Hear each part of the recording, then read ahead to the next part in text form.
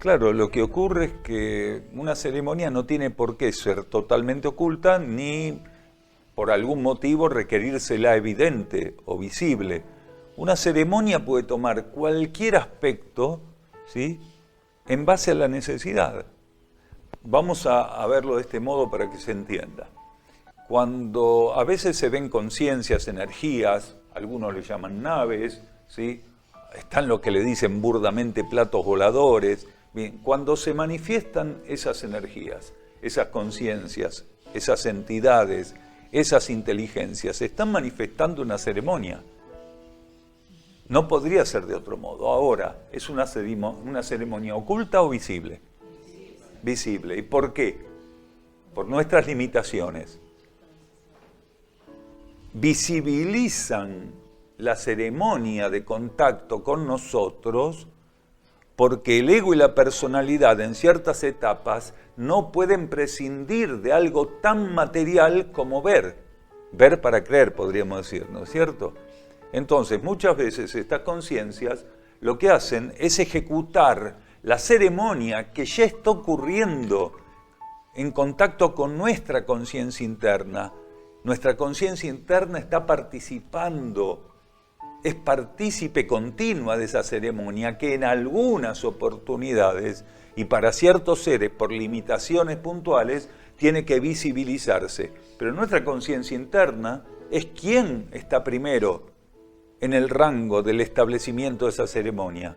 Si nuestra conciencia interna no autoriza ante esas jerarquías, no autoriza ante esas inteligencias, ¿sí?, ante esas entidades, no autoriza la participación de ego y personalidad, no podemos llegar a ver nada.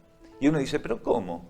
La conciencia interna a las jerarquías las tiene que autorizar, pero no tenemos que entender autorizar del modo en que aquí yo te autorizo o no te autorizo.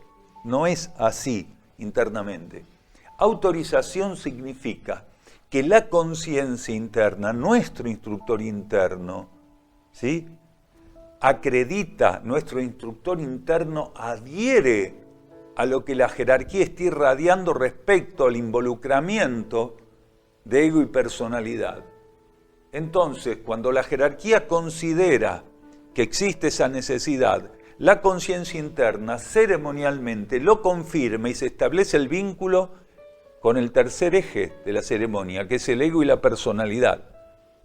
No es que dice, no los autorizo. Jamás la conciencia interna dice, no los autorizo. Pero jamás la jerarquía, no importa el nivel jerárquico del que estemos hablando, se va a manifestar a ego y personalidad sin esperar la ceremonia de adhesión y confirmación del ser interno.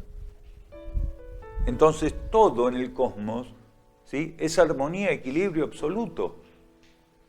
Por eso los niveles de fricción, las pruebas más básicas, más tóxicas, más desequilibradas, se viven siempre en el campo de la personalidad y el ego. Nuestra conciencia interna no tiene ningún problema. Es estable, asciende iniciáticamente, se expande en estabilidad, vuelve a ascender, se expande, se amplía en estabilidad continua. Cada vez que asciende, que se expande, nos estimula para que nosotros podamos ser en alguna medida, ¿sí?, receptores, ser en alguna medida invitados a aprovechar una oportunidad de esa naturaleza. Algunos se estancan, se encallecen, ponen una especie de filtro, de callo enorme, y entonces su crecimiento es muy lento y natural, mientras que en la vida interna el crecimiento cósmico y supranatural, para nuestro entender, sería vertiginoso. Si el ego pudiera percibir la dinámica de expansión de la conciencia interna, entraría en vértigo. ¿Por qué? Porque está acostumbrado, como la tortuga, a ir despacio. Y a veces ni siquiera, ¿sí?, ni siquiera camina. Como la tortuga, se mete para adentro y pasa todo el invierno. Internamente no hay detenimiento.